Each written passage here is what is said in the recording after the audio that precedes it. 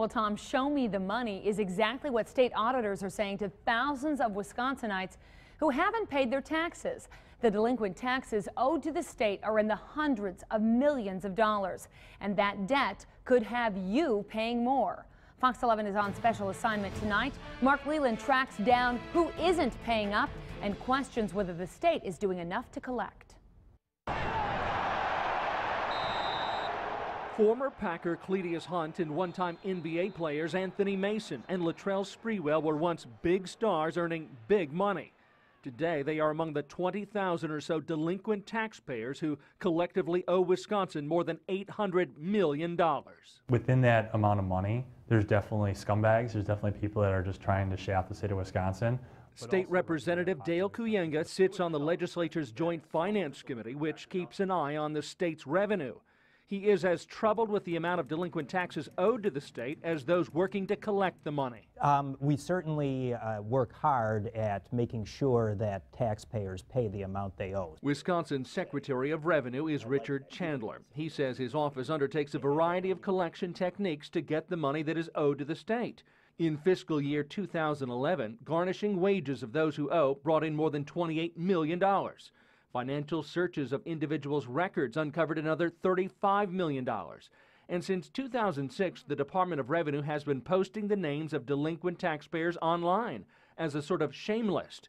In 2011, that brought in almost $15 million. If you want to see who is not paying up, the delinquent taxpayers list has the names, addresses, and the amount owed over $5,000. They even have a top 100 list. That's where we found Cledius Hunt. You remember he played for the Packers and made millions of dollars. He now owes the state $694,000. In northeast Wisconsin, the biggest offender at number 13 on the list is Thomas CALAWAY, owing an estimated $1.4 million to the state in back taxes, penalties, and interest. It's been piling up since 2010. Well, I can't talk about specific individuals. Privacy laws prevent Department of Revenue officials from disclosing further details about those on the list it publishes. But Secretary Chandler does admit at least half of that total $800 million owed will likely never be collected. A lot of times it's just impossible. The people don't have assets. They're not somewhere where we can locate them. So it is sometimes just impossible to get the amount they owe. As for Thomas CALAWAY, the Department of Revenue lists this Hobart home as his address. Land records indicate it is owned by his son and has an assessed value of $361,000. But land records also show Thomas CALAWAY actually owns this estate in Greenleaf with his wife Sandra, and it has an assessed value of $879,000. After years of the state trying to get CALAWAY to pay up, court records show a mortgage company just last month began foreclosure proceedings on the property to collect the $480,000 it is owed. By the way, Sandra CALAWAY and Thomas CALAWAY Jr. are also on the state's delinquent taxpayers list. I reached out to CALAWAY for comment, but so far there has been no response. If it turns out that in the future there are assets that we weren't aware of or nobody else was aware of, that we do become aware of, we can go after those assets. Last year, the Department of Revenue's collection methods recovered $197.4 million in delinquent taxes. And yet, with all the success, the state is still owed between $800 and $900 million at any given time.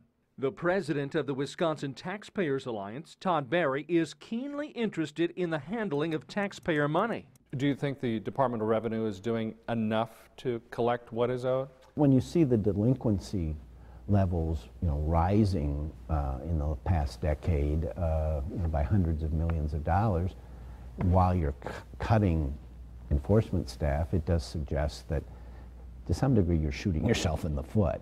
Secretary Chandler defends the staff cuts, telling me better technology has made the department more efficient, but when pressed acknowledges he is now requesting more help. We do think that with some additional staff we could prevent some fraud and make a little more progress in collecting taxes that we know were owed.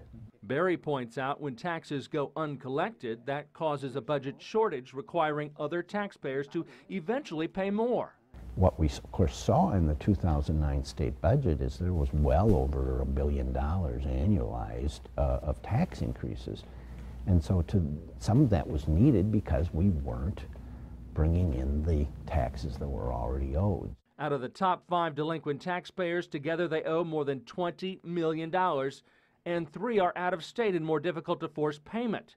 That brings us back to former Bucks basketball player Anthony Mason, number 5 on the list. He now lives in New York and owes Wisconsin $2.3 million. As for collecting all that money, state revenue officials say don't bet on it. On special assignment, Mark Leland, Fox 11 News. And if you'd like, you can check out the names on that list, the list of the state's delinquent taxpayers. We have a link for you on our website. Look it up at fox11online.com.